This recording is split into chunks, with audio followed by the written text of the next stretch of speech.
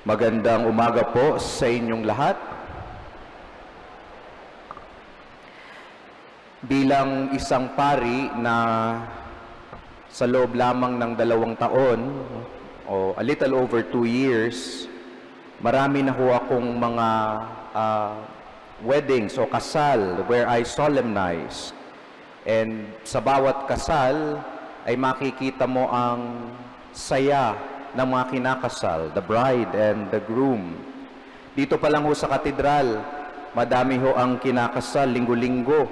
May mga kinakasal tayo, salamat sa Diyos. Marami pa rin ang mga gustong magpakasal. At tuwing may kinakasal, may 3 bagay na bit-bit ang mga entourage na hindi nawawala sa kasal. Una, yung singsing. Hindi pwedeng mawala. Pangalawa, yung aras. At yung pangatlo, ano sa tingin nyo? Ang Biblia. Lagi kong pinapaalalahanan ang mga kinakasal na huwag kalimutan ang 3 bagay na ito. Yung singsing, mahirap kalimutan kasi lagi nilang suot-suot at laging napapaalalahanan ng mag-asawa sa pangako nila sa kasal. Yung aras, mahirap ding kalimutan kasi yung bariyang laman nun ay buwan-buwan din nilang kinikita at napapaalalahanan ng mag-asawa sa biyayang pinaghirapan nila at pagsasaluhan na galing din naman sa Diyos. Yung Biblia naman, yan yung madalas makalimutan. Alam nyo, ilang beses na ho ako nagbasbas din ng mga bahay. At nakakatuwa din naman na sa bawat bahay ay may altar. Binabasbasan ko ang altar. At minsan, hindi lahat, sa altar ay merong naka-enthrone na Bible, may Biblia. Pero napapansin ko, hindi mo makikita pag titignan mo lang eh. Pag lalapitan mo at hahawakan mo ang Biblia, abay parang hindi ginalaw. Puno na ng alikabok. Hindi yata binubuksan. Naka-display lamang.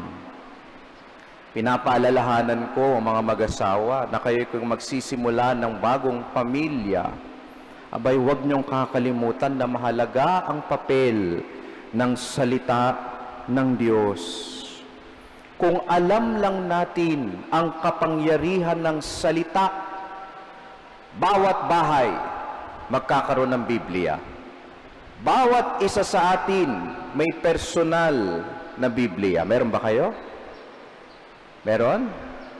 Huwag kayong matatakot sulatan o madumihan ng Biblia ninyo, ha? Tinuro sa amin yun sa seminaryo. Kasi kapag marami kang sulat sa Biblia, mga reflection mo, ibig sabihin binabasa mo. Pero kapag walang laman yan, ay baka hindi mo pa nabuksan yan, ha?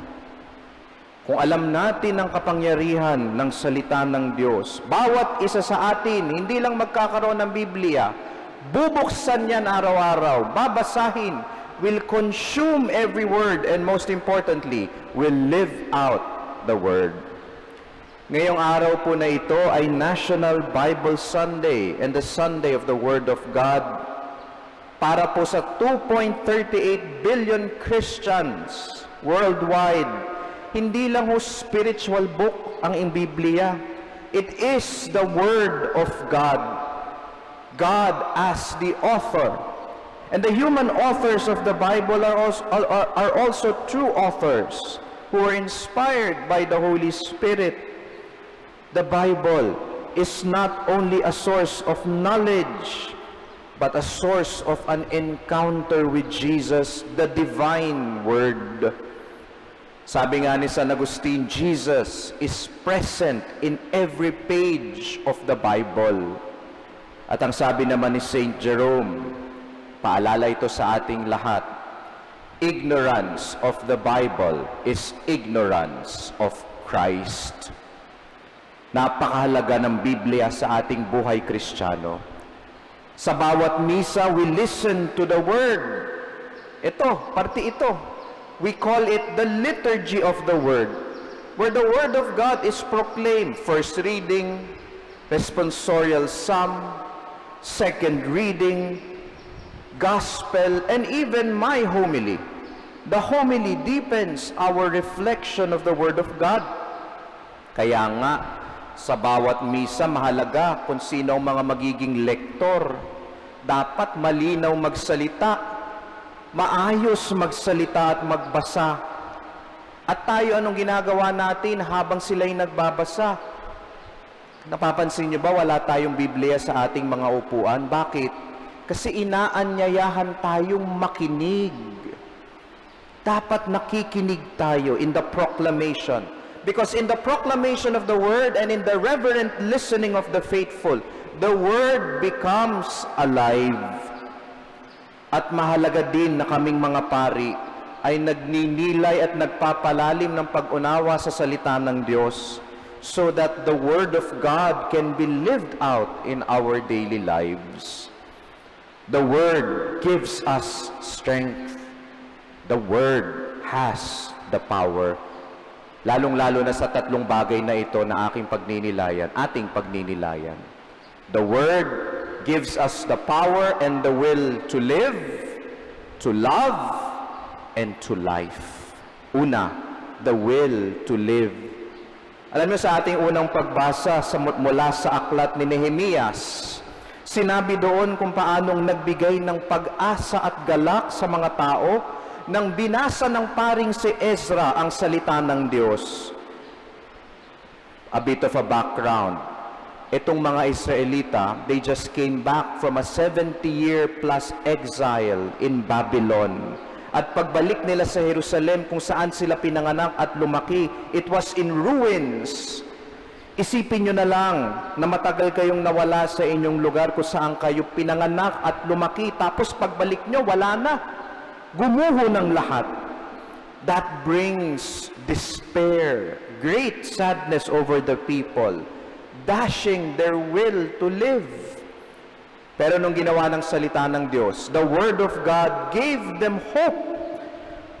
From daybreak until midday, mula sa pagsikat ng araw hanggang tanghali, nakinig lang sila sa salita ng Diyos habang binabasa ni Ezra.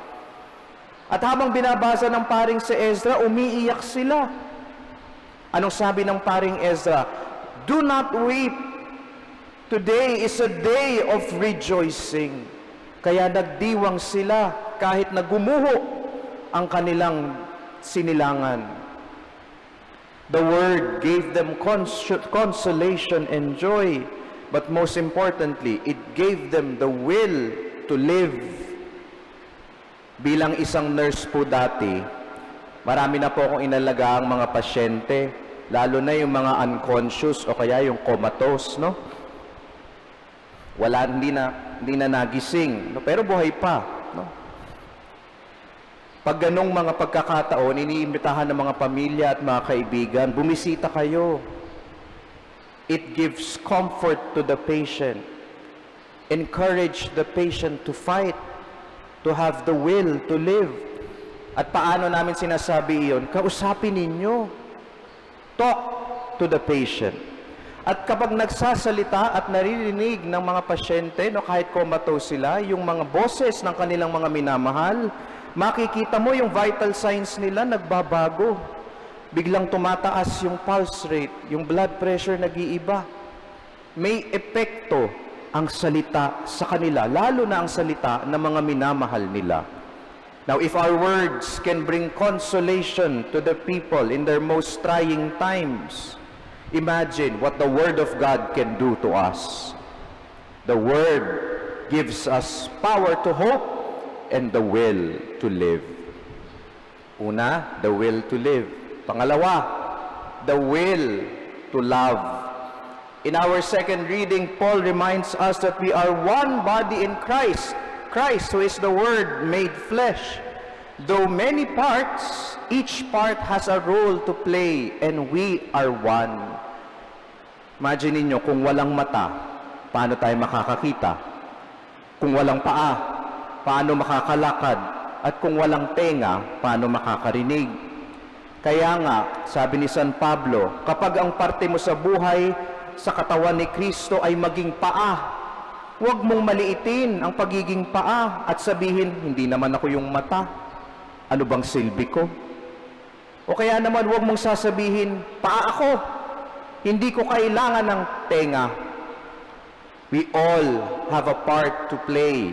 And more importantly, we need one another. And we should also care and love one another, for we are one. Community is very important because in the community, love is tested. And ano ba ang una nating pamayanan? What is our first community? Family. Minsan, kapag kami nagkakasamang magkakapatid, kasama ang nanay ko, niloloko namin ang nanay namin. Sabi namin, nung lumalaki naman talaga kami, ako sinasabi ko, si kuya ang favorite mo kasi siya ang panganay.